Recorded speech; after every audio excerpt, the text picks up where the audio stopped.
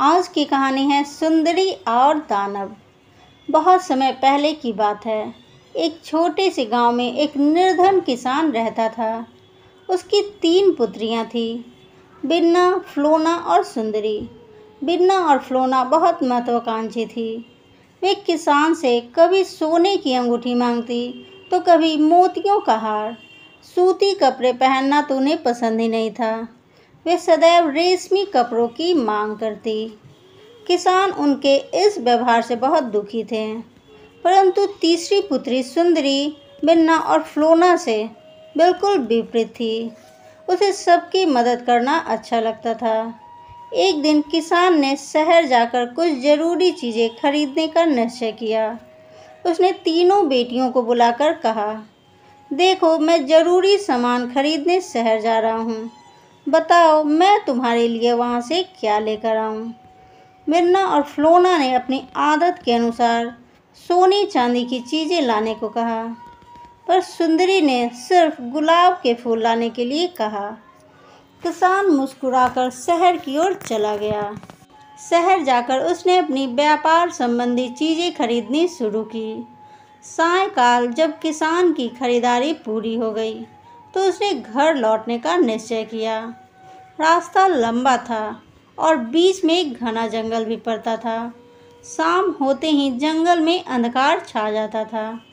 किसान जंगल में रास्ता भटक गया। उसे बहुत थकान भी हो रही थी। अचानक उसे थोड़ी दूर रोशनी दिखाई दी। धीरे धीरे वह उस ओर बढ़ने लगा। किसान ने देखा कि वहाँ बड़ा सा महल था। उसने दरवाज़ा खोला और अंदर चला गया। वहाँ पहुंचकर उसने जोर से आवाज़ लगाई, पर कोई जवाब नहीं आया। उसने चारों ओर देखा, उसे कोई दिखाई नहीं दिया। तभी उसकी नज़र वहाँ रखी एक सुंदर मेज़ पर पड़ी। उस पर खूब सारे फल और सोने चांदी के बर्तनों में खाने का सामान रखा था। उधर मोमबत्तियाँ भी जल रही थी। यह सब देखकर किसान के आश्चर्य की सीमा ना रही। उसे बहुत भूख भी लगी थी। उसने जल्दी ही सारे फल खा लिए। फल खाकर वह दूसरे कमरे में गया। कमरे में एक पलंग बिछा हुआ था, जिस पर मुलायम बिस्तर था। किसान पहले से थका हुआ तो था ही। वह उस पर लेट गया। लेटते ही उसे नींद आ गई। जब सुबह उसकी आँख खुली तो वह उसी महल में था, पर अभी भी उसे वहाँ कोई दिखाई नहीं दिया। वह महल से बाहर निकला। वहाँ सुंदर बगीचा था। बगीचा देखते ही किसान को सुंदरी की बात याद आ गई। उसने प्रसन्नतापूर्वक अपनी जेब से छोटा चाकू निकाला और लाल गुलाब का एक तना काटने लगा।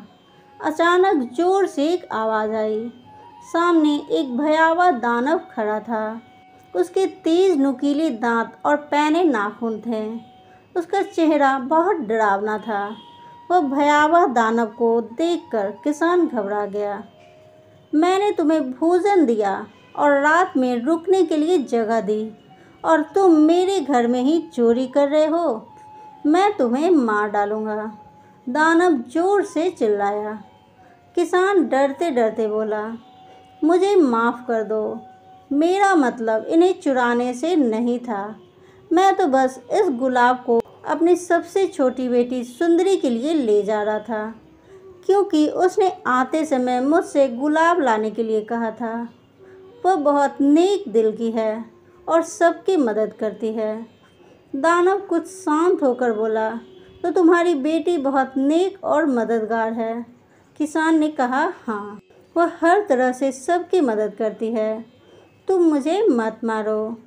यदि मैं मर गया तो मेरी तीनों बेटियां अनाथ हो जाएंगी। मुझ पर दया करो। ठीक है, मैं तुम्हें केवल एक शर्त पर ही छोड़ सकता हूँ। हाँ हाँ, बताओ, तुम्हारी क्या शर्त है। तुम्हें 3 दिन के अंदर अपनी बेटी सुंदरी के साथ यहाँ लौटना होगा, और तुम्हारी बेटी को मेरे साथ रहना पड़ेगा। यदि तुम लौट कर नहीं आए तो मैं तुम्हें मार डालूंगा, दानव ने कहा। बेचारा किसान क्या करता। उसके पास वापस जाने के अलावा कोई चारा ना था। वह दुखी होकर वहाँ से चल दिया। घर पहुंचकर उसने तीनों बेटियों को सारी बातें बताईं। बात सुनते ही बिन्ना और फ्लोना तो डर गई और जोर जोर से रोने लगी, परंतु सुंदरी ने हिम्मत नहीं हारी और बोली, पिताजी, मैं वहाँ अवश्य जाऊंगी। किसान ने सुंदरी को बहुत समझाया, पर वह नहीं मानी।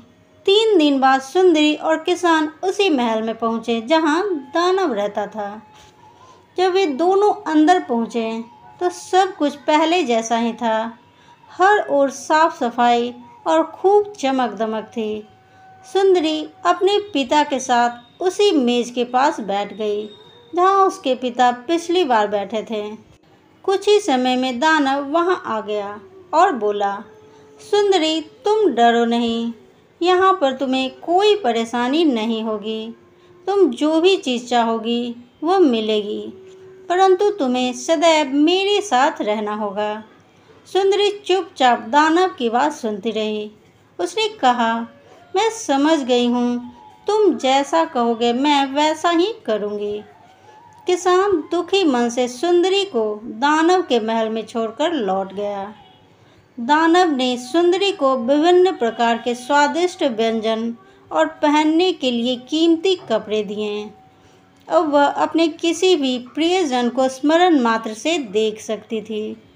धीरे धीरे सुंदरी के मन से दानव का डर दूर हो गया और वह दानव के साथ हंसी मजाक व बातें भी करने लगी, परंतु कभी कभी वह बहुत उदास हो जाती।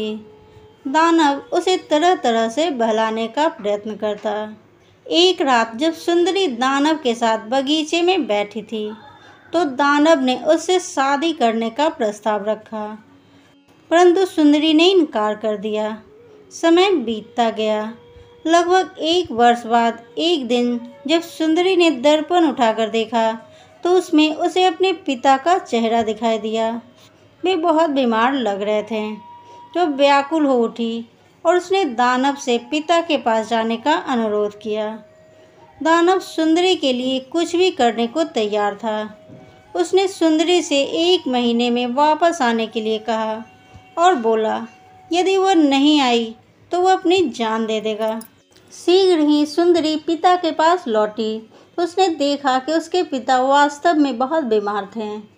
उसकी बहनें उनकी देखभाल ढंग से कर रही थी। सुंदरी ने भी पिता की अच्छी तरह से देखभाल की। उन्हें समय पर दवाई आदि दी, जिससे वे जल्दी ठीक होने लगे। धीरे धीरे दिन बीतने लगे। तभी सुंदरी को दानव की बात याद आई, परंतु वह पिता को छोड़कर नहीं जाना चाहती थी। 1 महीने बाद उसने फिर एक दर्पण उठाकर देखा तो उसमें उसे बीमार दानव दिखाई दिया। वह घबरा गई और तुरंत दानव के महल में लौट आई। महल में आकर सुंदरी ने देखा तो दानव वहाँ नहीं था। आखिर में वह बगीचे में गई। वहाँ उसने देखा कि दानव गुलाब के पौधे के बीच में लेटा हुआ था। उसने सोचा कि शायद वह मर गया। वह दौड़ कर गई और उसकी छाती पर सिर रखकर रोने लगी। तभी उसे दानव के दिल की धड़कन सुनाई पड़ी। वह खुशी से चिल्लाने लगी, उठो और आंखें खोलो। देखो, मैं वादा करती हूँ कि तुम्हें छोड़कर कभी नहीं जाऊँगी। मैं भी तुमसे बहुत प्यार करती हूँ और शादी करना चाहती हूँ। अचानक दानव की पलकें हिलने लगी और धीरे धीरे उसका विशाल शरीर एक सुंदर राजकुमार के शरीर में परिवर्तित हो गया। सुंदरी के आश्चर्य की सीमा न रही। वह जोर से चिल्लाने लगी। तभी उस सुंदर राजकुमार ने कहा, डरो मत सुंदरी, मैं एक राजकुमारी था। मुझे एक धूर्त परी ने शाप दे दिया था कि जब तक कोई लड़की मुझे इस रूप में पसंद नहीं करेगी तब तक मैं दानव ही बना रहूँगा। तुमने मुझे इस रूप में पसंद करके मुझे उसके शाप से मुक्त कर दिया है। सुंदरी ने उस सुंदर राजकुमार से शादी कर ली और दोनों सुखपूर्वक जीवन व्यतीत करने लगे। दोस्तों, मेरी कहानी पसंद आ रही है तो इसे लाइक करें, अपने दोस्तों के साथ शेयर करें। ऐसी कहानी देखने के लिए मेरे चैनल को भी सब्सक्राइब करें। तब तक के लिए थैंक्स फॉर वॉचिंग।